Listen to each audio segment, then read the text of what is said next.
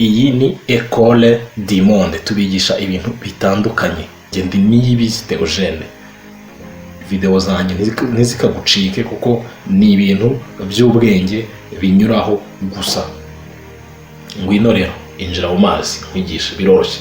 Ahubwo wowe icyo ngusaba ni ugukanda kuri subscribe, like, n'ibitekerezo ufite n'ibyifuzo ufite ukabitanga aho ngaho kuri iyo channel yitwa Ecole du Monde by Niyibizi Theogene.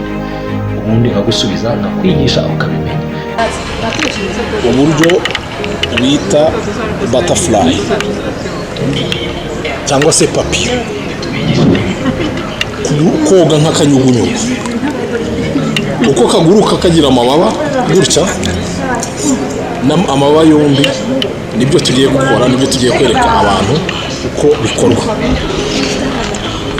Icyo bisaba rero ni iki: amaboko yawe niyo umanura ugakurura amazi ukayajyana inyuma, ukongera ugakurura amazi gutyo.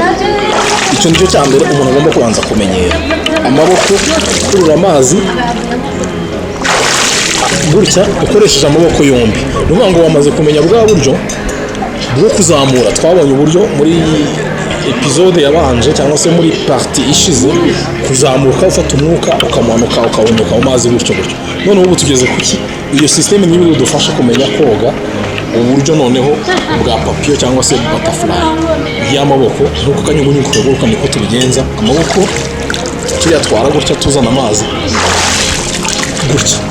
Uko tujyana n'amaboko niko tuzamura umutwe, dufata umwuka tukamanuka gutyo gutyo.